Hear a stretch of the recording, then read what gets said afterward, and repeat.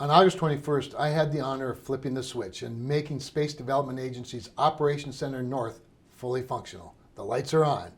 This is a critical step in providing warfighters capability controlled from the Grand Forks Air Force Base. Then I watched. I sat and watched with SDA Director Derek Tournier as the Operations Center team demonstrated how it works and what it brings to the warfighter. After visiting with SDA and the University of North Dakota about several efforts to collaborate on really important educational opportunities and workforce development, it's my honor to announce an educational partnership agreement between the two institutions. This agreement allows the Space Development Agency to loan defense laboratory equipment, transfer surplus computers and equipment, allow the Space Development Agency personnel to teach science courses, provide sabbatical opportunities for faculty and internship opportunities for the students, to involve the faculty and the students in projects, allows students to receive credit for their participation in projects with the SDA, and allows SDA staff to provide academic and career advice and assistance to students. I'm also working with the Space Development Agency and the University of North Dakota to build a student training center, which would really be a digital twin of the SDA Operations Center. The vision is to have it reflect the same capabilities as the actual Ops Center and have a high-speed connection with SDA's equipment, and really it becomes a space classroom, if you will. It'll be used to teach UND students on space and satellite constellation operations, but it's also available as a test bed for improvements. Students can oftentimes find improvements others can't. And a third collaboration effort involves SDA working through the University of North Dakota's Small Business Accelerator experience to help entrepreneurial efforts related to Space Development Agency's mission. SDA will use research, development, test, and evaluation, we call it RDTE funding, to advance UND's efforts to help turn faculty and student research into productive small businesses. RDT&E funding was a high priority for me in this year's NDAA. Accompanying me on this trip was Greg Weiler, the founder of eSpace, a satellite company that's doing business with SDA. And while he was here, I was honored to announce that eSpace is being awarded a strategic funding increase contract, a STRATFI contract. And the goal of the contract is to build and deploy 6 satellites for a low Earth orbit narrowband communications system. I worked to put language in the National Defense Authorization Act that encourages the Space Development Agency and Space Force to work with narrowband frequencies and the Internet of Things, if you will, IoT. What they would be used for would be to demonstrate novel voice, video, and data communications. And I'm going to save the rest of some of that. It's very specific, it's very proprietary, and it's very secret. And we'll elaborate more as things come out.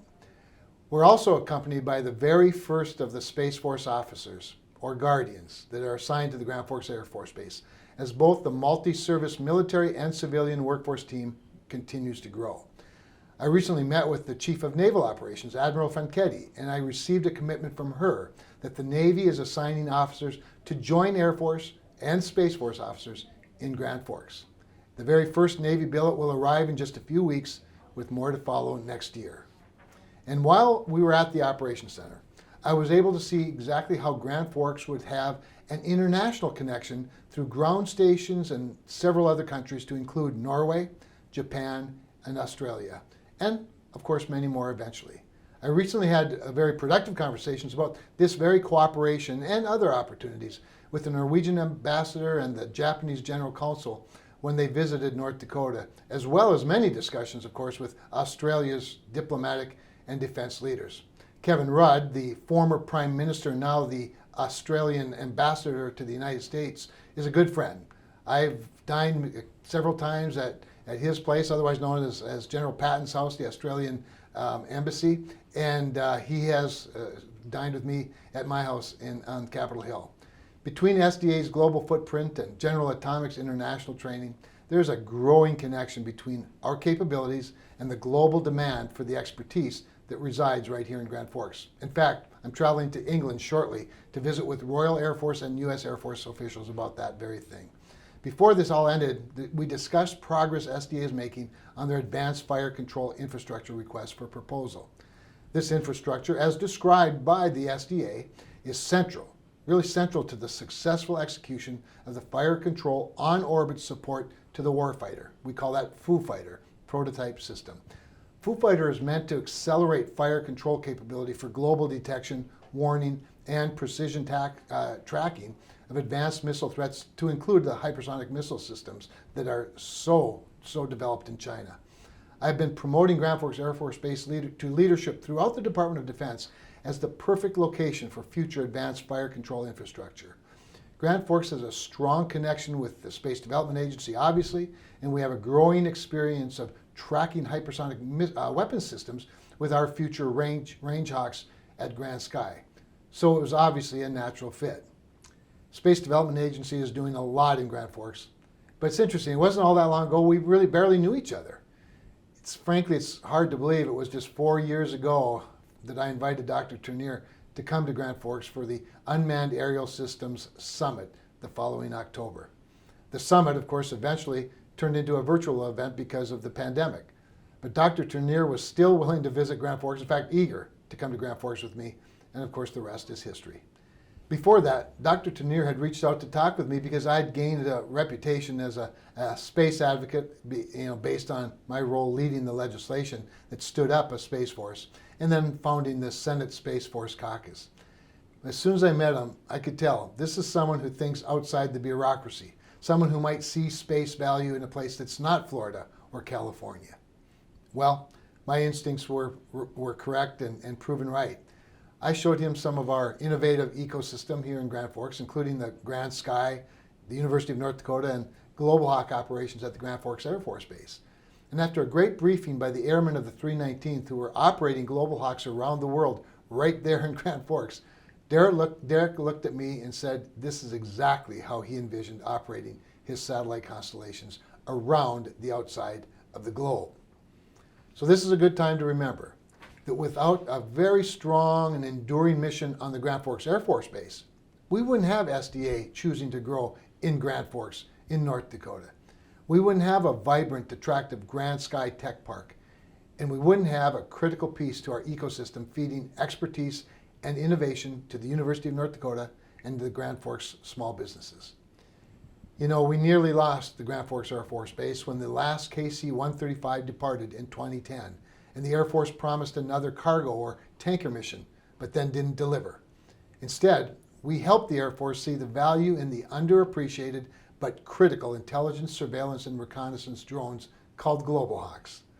North Dakota worked hard to convince the Air Force to put that mission right here in Grand Forks.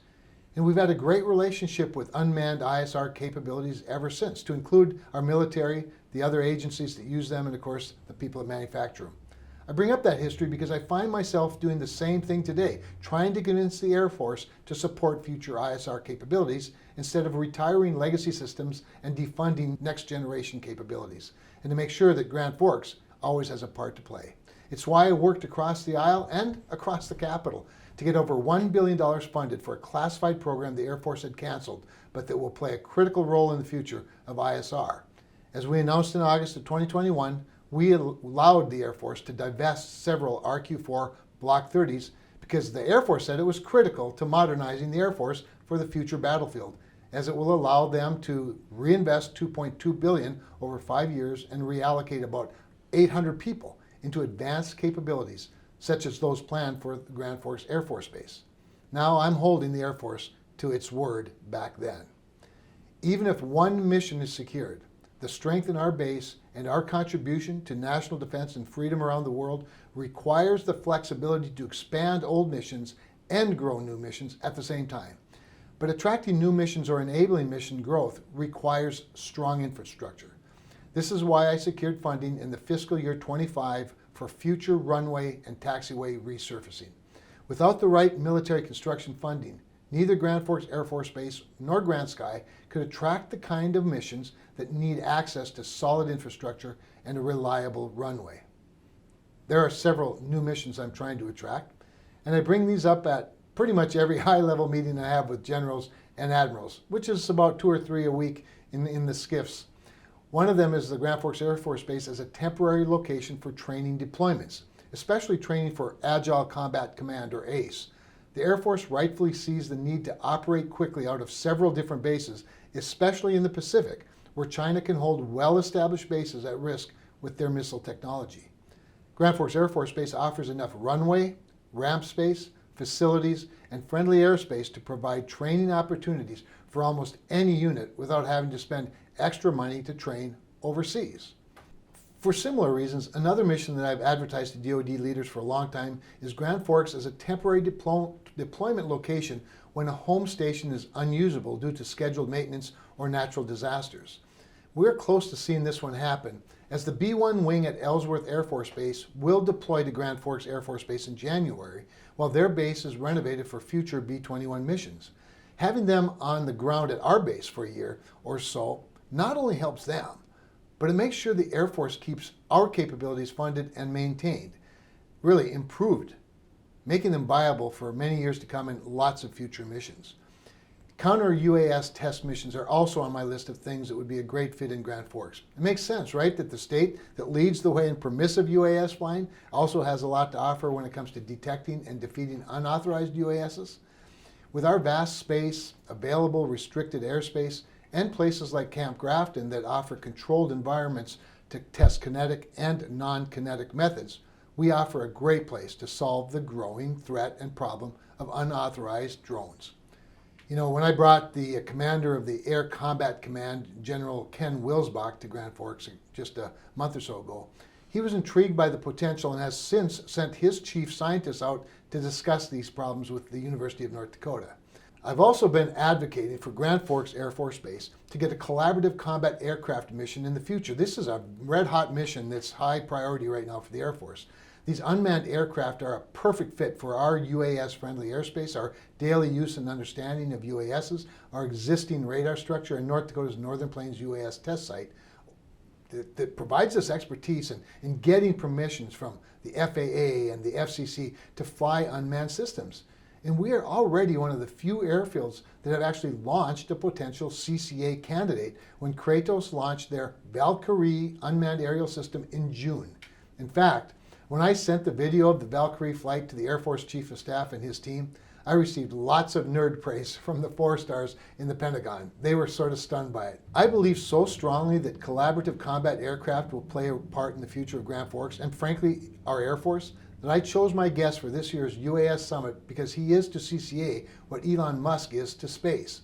Palmer Luckey has broken the mold on how to innovate and advance UAS capabilities, and it shows.